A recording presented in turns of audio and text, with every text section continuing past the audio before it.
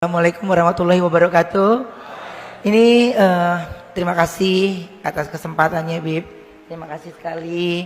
Terima kasih juga untuk semuanya yang ada di sini. Ini kali saya pertama hadir di acara hebat seperti ini, acara besar bertemu dengan saudara-saudaraku semua. Tapi singkat cerita saja, mungkin kalau diikutin perjalanannya lumayan panjang. Saya pun di vlog saya tidak menceritakan secara detail karena panjang sekali menuju saya akhirnya ada di Islam saat ini. Tapi 4 tahun terakhir sebelum saya menjadi seorang Islam atau mualaf, itu saya melewati pergejolakan yang cukup dahsyat. Banyak hal dan pertanyaan, mungkin karena saya di TV sering bertemu dengan para ulama, jadi saya harus pilih satu yang kira-kira yang bisa membimbing dan bisa menjawab pertanyaan saya. Dan ada satu yang waktu itu benar-benar membuat saya itu kagum, yaitu Habib Utsman. Habib Utsman, saya sering bertemu dengan beliau. Dia tidak pernah melihat saya dari siapapun, tapi dia selalu rangkul saya. Dan dia selalu tanyakan apa kabar, ya, itu tidak pernah berubah. Dan di situ Habib Utsman sudah mulai, saya sudah mulai tukeran nomor telepon dan mulai komunikasi dengan aktif. Ketika pada saat saya lagi haus pertanyaan dan ingin bertanya, Habib Utsman tidak pernah yang namanya tidak membalas sama sekali. Semua pertanyaan saya tentang Islam beliau jawab. Beliau jawab, habis itu saya nggak balas lagi. 4 hari, 5 hari baru saya tanya lagi. Begitu terus selama 4 tahun. Sampai pada akhirnya mungkin Allah sudah punya cerita untuk saya sendiri. Saya punya keluarga besar di mana orang tua saya semuanya 80%-nya muslim. Dan mereka semua sangat amat menyambut saya baik ketika saya sudah menjadi seorang muslim. Dan sekarang ini saya memiliki banyak teman ketika saya tahu setelah saya syahadat. Tapi pada saat itu pun gak mudah karena saya cuma ngomong. Di Ramadan kemarin, biasanya kalau di Ramadan itu saya menghabiskan waktu untuk pasti bekerja di sahur atau buka puasa.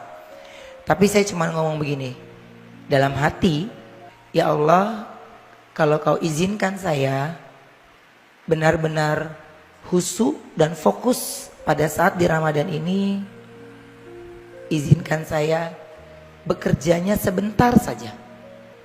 Selebihnya biarkan saya fokus ibadahnya dari tarawih sampai yang harus saya lakukan sebagai seorang muslim. Hampir saya berkarir dari tahun 97 sampai sekarang, semua kalimat yang saya ucapkan tepat Allah jawab. Saya hanya dikasih kerja 2 minggu. Selebihnya saya benar-benar dikasih fokus ibadah. Jadi ketika saya upload di sosial media, saya menjadi seorang muslim, sebenarnya saya sudah duluan. Tapi saya baru upload dengan tujuan saya biar fokus ibadahnya. Karena kalau ketika itu upload pemberitaan ramai, nanti diganggu dengan pemberitaan-pemberitaan, ya. Jadi saya mau fokusnya, ya Allah, saya mau fokus ibadah di Ramadan ini. Jadi Allah jawab itu semua, dan semua dari ridha Allah dikasih tanpa ada halangan satupun.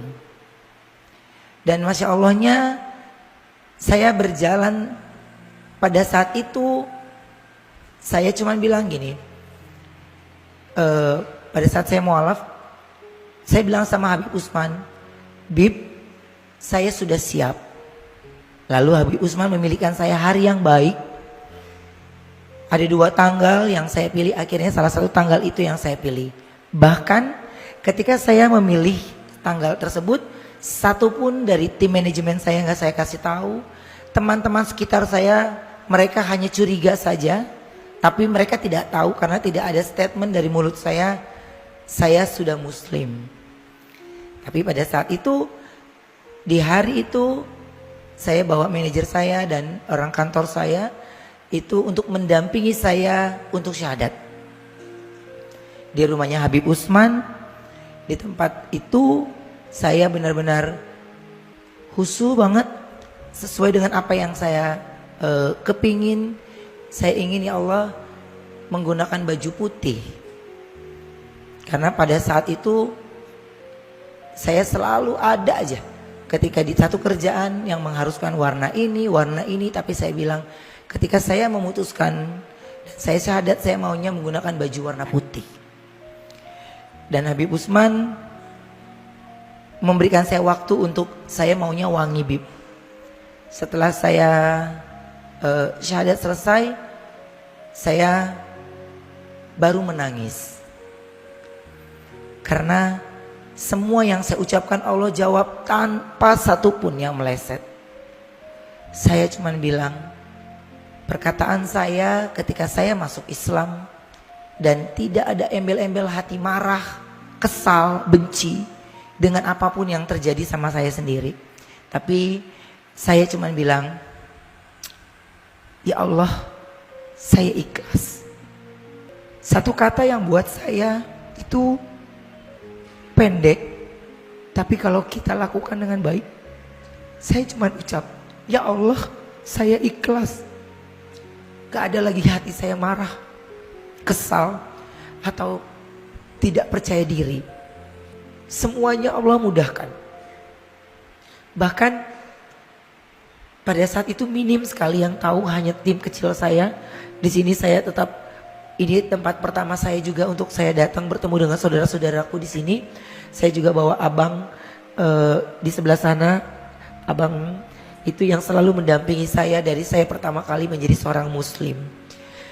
Beliau tidak pernah berhenti memantau dan terus mengajarkan saya sholat. Ketika saya 3 hari baru menjadi seorang muslim, abang tidak serumah dengan saya, tapi orang yang ngajarin saya di rumah saat sholat subuh, tahajud semua, tiba-tiba dia harus mudik. Bingung sholatnya sama siapa, atau namanya jadi bujangan lagi ya. Tinggal sendirian, gak ada siapa-siapa. Gimana ini ya Allah? Saya telepon Habib Utsman, Bib nih gimana? Buka YouTube, coba lihat di situ, atau Google. Bib udah umur 41 tahun nih Bib. Kayaknya daya ingat agak lemot. Bisa, pasti bisa. Karena pada saat saya sudah mau syahadat sama Habib, satu pertanyaan saya yang terlewatkan. Bib, tunggu dulu. Bagaimana saya sholatnya? Saya ingin sholat yang sempurna. Bacaan yang sempurna. Semua Allah udah mau, kata Habib. Pasti Allah kasih jalan. Bener Bib, bener. Insya Allah jalan dan benar. Ketika saya 3 hari baru menjadi seorang muslim, saya ditinggal karena harus mudik. Lalu pada saat itu saya cuman bilang, ya Allah, ini kalau habis tidur terus kita bangun mau tahajud atau subuh, mata sepet banget ini ya Allah. Ini gimana nih Mak? Berat ya. Terus kena lampu. Saya mengandalkan daya ingat saya sendiri. Insya Allah pasti bisa. Saya cuman taruh. Saya cuman bilang, ketika kita sepenuhnya percaya, pada saat itu saya sholat sendirian. Tapi pada saat saya harus, apa yang saya lakukan pertama, saya cuman Allahu Akbar. Punggung saya itu seperti ada yang menepuk, mengarahkan saya dari ruku sampai saya tahajud, sampai saya sujud. Jadi sampai saya bisa menyelesaikan sholatnya. Di situ saya langsung telepon lagi Habib. Bib, yang saya rasakan seperti ini pada saat sholat. Maaf Bib, apa itu jin? Bib, saya takut. Jawab Habib pada saat itu, Yang ente khawatirkan pada saat itu adalah sholat. Allah jawab sholat itu. Jadi apa yang ente ragukan, ucapkan. Allah jawab. Tidak usah pakai perantara, langsung ke Allah. Langsung ke Allah. Dan dari situ saya berusaha untuk tidak mengandalkan orang lain lagi. Singkat cerita, saya bertemu dengan orang baik. Kemarin ini saya mendapatkan tawaran untuk berangkat haji. Dari awal saya sudah bilang tidak. Awal mulut saya bilang tidak. Belum. Saya masih terlalu kecil. Tapi ketika ada orang yang mau memberikan, saya terima. Insya Allah saya terima. Tapi pada saat itu hati saya pun tidak. Tidak. Karena saya masih banyak belajar. Masih banyak orang-orang yang hebat-hebat yang harusnya berangkat terlebih dahulu. Setelah itu visa ramai dibicarakan. Apapun pemberitaannya tentang visa, pasti mukanya Ruben Onsu yang paling gede. Kayaknya yang gagal di dunia ini cuma saya doang. Ya Allah, ini gimana? Sampai kita takut sendiri ngeliat berita. Buka TikTok muka kita takut lagi. Buka YouTube, ya Allah kita lagi takut lagi kita.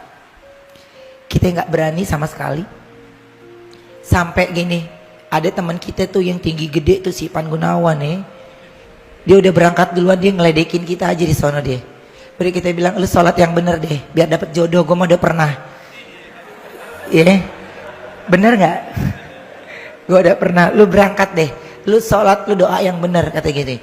Iya, oke. Dia setiap di mana manas-manasin saya, mulu manas-manasin saya. Tar lo lihat, gue kejar ibadah lu ya. Tar lo lihat ya. Terus dia berangkat. Pada saat itu saya cuma bilang gini, ya Allah, selesai haji ini saya ingin umroh. Mudahkan. Allah yakin. Saya yakin Allah pasti mudahkan. Dah, saya nggak minta apapun itu.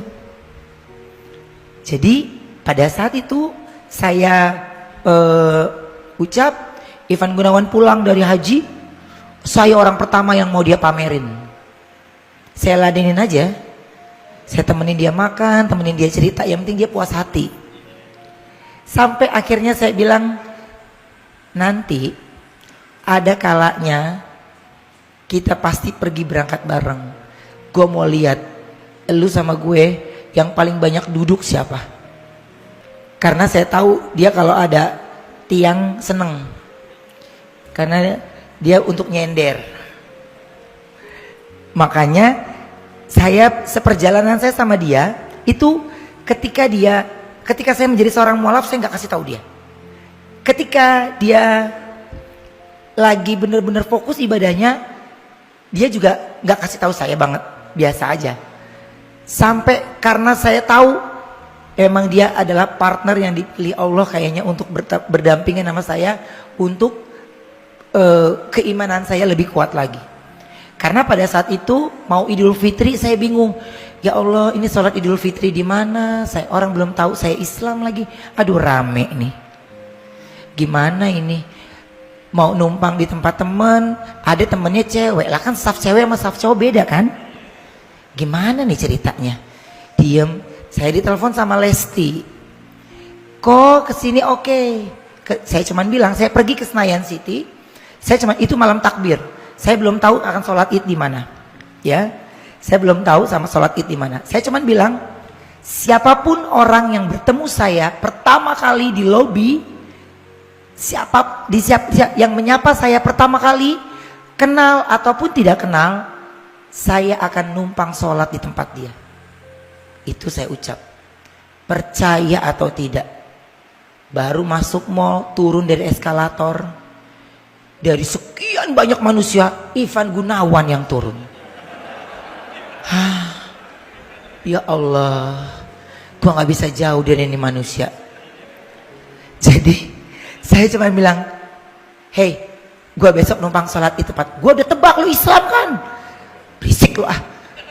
Jadi itu kalau Allah udah punya mau ya, Saya cuman ucap doang. Siapapun yang menyapa saya pertama kali, mau dia kenal nggak dikenal, kalau dia nggak dikenal saya akan, Bapak rumahnya di mana? Saya mau sholat di tempat Bapak. Itu yang pertama saya mau lakukan. Bisa-bisanya dari banyak orang lagi takbiran ya, ada di dalam mall itu tuh, bisa-bisanya cuman dia yang ngelihat kita. Ya Allah, emang nasib gue di tangan dia. Saya disuruh standby sholat id jam 4 pagi. Ini ustadz aja masih nguap. Gue jam 4 pagi mau ngapain? Jam setengah 5 nyangkut dia di perumahan ya bang. Portal, nggak ada yang nyetirin mobil.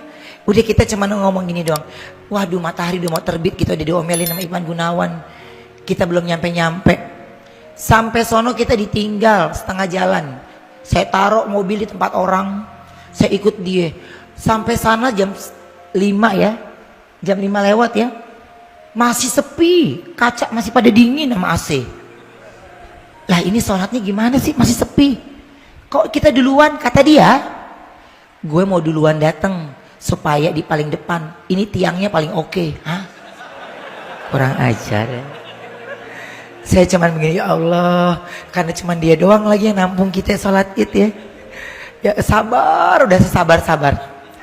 Jadi pada saat itu beliaulah yang terus mendampingi saya sampai akhirnya beliau meninggalkan beberapa pekerjaannya, dan apapun yang dia lakukan saya pun ikuti. Sampai kemarin akhirnya saya umroh. Saya berangkat dengan 17 orang karena itu sudah niat saya, ya Allah.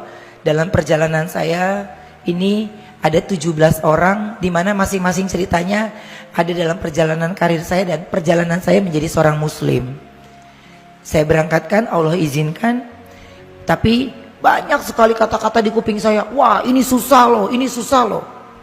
Gak lah, sama Allah mah, kalau kita minta mah pasti dikabulkan. Amin ya. Ini kuping banyak, nanti begini loh, nanti begini. Saya banyak ditakut-takuti. Saya sholat lagi. Terus ada mau berangkat umroh. Kita ada sholat subuh dulu di bandara. Saya makin deg-degan, akhirnya saya telepon travelnya pesawat jam 9. Saya subuhan di rumah aja. Saya mantapkan lagi dari rumah. Mantapkan lagi, berangkat. Semuanya Allah kasih mudah. Sampai akhirnya di Madinah. Allah mudahkan lagi. Saya di Masjid Nabawi langsung. Ini balik badan Masjid Nabawi, Masya Allah. Ini gimana sih maunya nih Kak, ngerti kita. Saya langsung buru-buru mandi, sholat sampai Masjid Nabawi. Hari kedua muncullah ada orang bertemu dengan saya. Pada saat sholat itu saya bingung, itu pada ngapain pada di situ. Asisten nggak tahu pada kemana, pada mencar. Kita seorang diri di Masjid Nabawi, cuman ngeliatin doang. Tapi tiba-tiba Masya Allahnya ada orang yang ngasih air di gelas langsung. Oh, ini namanya air zam-zam. Saya kasih. Saya cuman bilang, itu apa? Ada yang nganterin. Saya nggak ngerti caranya kan. Bagaimana caranya mengambil itu benar-benar nggak ngerti. Benar-benar ada rasa takut, deg-degan sendiri. Tapi saya yakin nggak dikasih nyasar. Hari kedua saya di situ bertemu dengan orang yang hebat banget. Saya entah dari mana. Dia merangkul saya. Dia menggunakan bahasa Inggris. Saya bilang cannot. Saya nggak bisa bahasa. Takutnya saya berharap saya bahasa Inggris nggak bisa, ntar malah salah arti ya. Jadi terus dia ucapkan pakai bahasa Arab. Terus dia ucapkan Assalamualaikum alif. Saya Waalaikumsalam. Saya sholat lagi berikutnya, ada lagi askar. Assalamualaikum alif. Saya nengok kamera, apa saya dikerjain? Kok manggilnya alif? Saya masih diem. Selesai sholat, saya lewat lagi. Saya istirahat sebentar karena mau duha. Saya habis subuh pulang dulu, mau duha, terus selama saya jalan pulang, 2 orang kembali menyapa saya, Assalamualaikum Alif, dari orang yang berbeda. Di situ saya nggak ngomong sama siapapun, saya diam aja. Saya tidak bahas itu melalui sholat saya. Tapi ketika saya sampai di Mekah, saya cuman bilang, apa yang orang bilang susah, pasti Allah mudahkan. Pasti Allah mudahkan. Ya Allah, sudah sejauh ini saya, pasti Engkau mudahkan.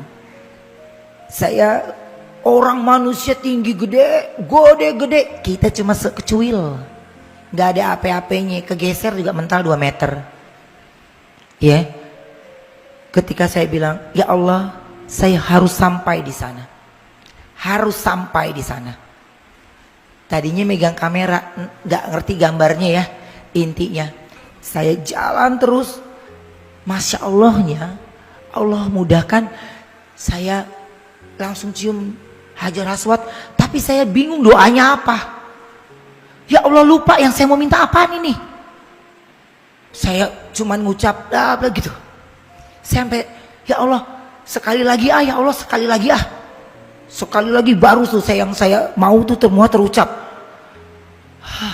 2 kali tuh nggak ada satupun, alhamdulillah saya nggak sama sekali ditarik sama askar. Yang ketiga baru saya ditarik sama orang yang gede-gede bangetnya. Saya cuman bilang ya Allah, Allahu Akbar. Saya baru nengok ke belakang, manusia tinggi gede, kita sedengkulnya dia kayaknya. Ya kita sadar kita cebol ya, pendek, dia tinggi gede, tapi ucapan dari saya gini, ya Allah, ini masalah hidup gue segede gini ya, Bismillahirrahmanirrahim, Allahu Akbar. Saya pakai buak, saya masuk lagi buak, saya lewatin itu, alhamdulillahnya. Ketika itu udah ya Allah, cukup 3 kali. Saya nggak mau jadi manusia serakah. Saya bergeser, saya dibantu sama askar. Tinggi, pintu Ka'bah itu tinggi sekali ya Bib. Pintu Ka'bah itu tinggi sekali. Orang yang secuil ini, saya juga bingung tuh gimana nih tangan bisa nyampe. Saya ditarik sama askar, diarahkan ke pintu Ka'bah. Ya, karena kita masing-masing menyelamatkan sendiri-sendiri kan nih. Gak ada yang bisa bawa rombongan. Saya megang pintu Ka'bah, saya menangis, langsung saya semua ucapan dan doa yang saya inginkan saya ucapkan di situ.